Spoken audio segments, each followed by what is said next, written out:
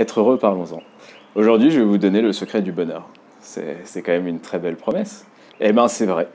Après, à vous de trouver le chemin, à vous de l'emprunter, mais vous verrez que c'est exactement ce que je vais vous donner. Alors, comment on en arrive au bonheur? Comment on en arrive à être heureux? Quelles sont les différences, etc. Très intéressant de constater que être heureux, le bonheur, le malheur, la notion fondamentale derrière, c'est une notion de temps. Il y a toujours l'heure à l'intérieur. Et ça n'est pas anodin.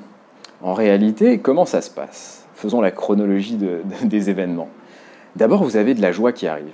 Ça peut arriver de plein de manières. Quelqu'un vous fait quelque chose, ça vous donne de l'énergie, vous voyez quelque chose, ça peut être extérieur, comme ça peut être intérieur. Vous avez une pensée, vous avez une idée, vous visualisez une image, et tout simplement, ça génère de la joie. Vous avez une sensation, vous avez un bien-être, vous avez une euphorie. Si cette sensation s'inscrit dans le temps, si elle continue suffisamment longtemps, alors vous devenez heureux. Ça devient un sentiment. C'est plus quelque chose que vous ressentez de manière sensorielle, mais c'est un souvenir, c'est quelque chose que vous construisez vous-même, il n'y a plus vraiment de raison, il n'y a plus de cause, il n'y a plus que les effets. Et vous êtes bien. Puis ça augmente encore, et là vous atteignez un plafond, et ce plafond, c'est ce qu'on appelle le bonheur. Alors il y a quelque chose de fort avec le bonheur, c'est que le bonheur c'est comme le sommeil. Il y a beaucoup de gens qui disent qu'ils aiment dormir, mais si on réfléchit bien, on ne peut pas aimer dormir, parce qu'on n'est pas conscient quand on dort. Ce qu'on aime, c'est le moment où on s'endort, c'est le moment où on commence à lâcher prise, où on sent notre esprit qui s'endort, qui fatigue, et on sent la mini-lutte qu'on essaye d'avoir, et puis enfin on s'endort, et là on n'a plus de souvenirs. Et puis on se réveille, et là on commence progressivement à reprendre nos esprits, etc.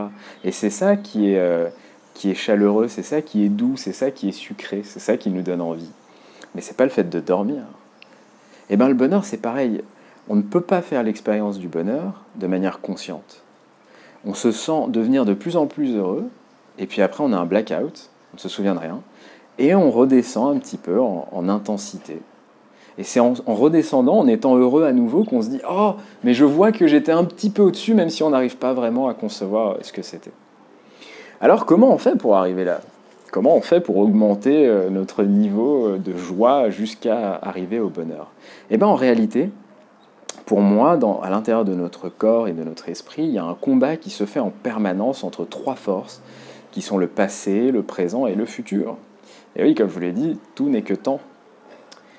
Le passé, c'est une énergie qu'on a reçue à un moment donné, et soit on a réussi à la digérer, et du coup, c'est devenu un souvenir, c'est devenu des éléments de la mémoire, c'est des pensées qu'on a à l'intérieur de notre cerveau. Soit on n'a pas réussi à les digérer, et du coup, c'est de l'énergie qui a cristallisé à l'intérieur de nous. C'est des zones de tension, c'est des endroits où on se sent mal, c'est des énergies qui n'arrivent pas à circuler, c'est un blocage.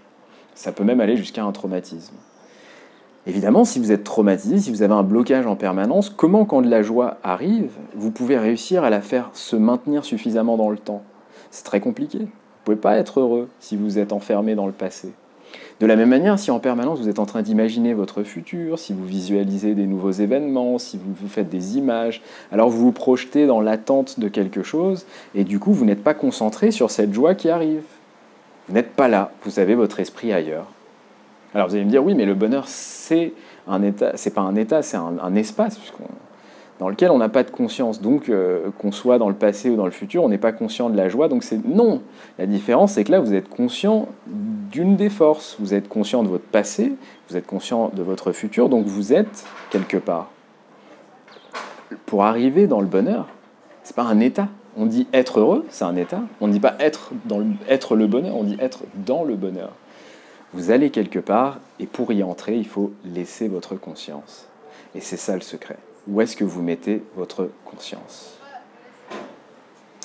Alors c'est plus compliqué, évidemment, quand on est tiraillé, de faire le vide, mais ça arrive parfois parce que j'appelle moi la grâce. Vous allez rencontrer quelqu'un qui, pendant le temps d'un échange, va réussir à faire dissiper toutes ces forces qui vous tiraillent. Parfois, ça peut être un événement providentiel, l'atmosphère, une ambiance de là où vous êtes, parfois une personne. Mais dans tous les cas, il y a la grâce qui peut momentanément vous donner un aperçu du bonheur, même si vous n'arrivez pas à vous extraire de ces forces démoniaques. Enfin voilà, être heureux en quelques mots. Je vous salue et je remercie tous ceux qui m'envoient des messages très sympathiques et des likes. Et à très vite.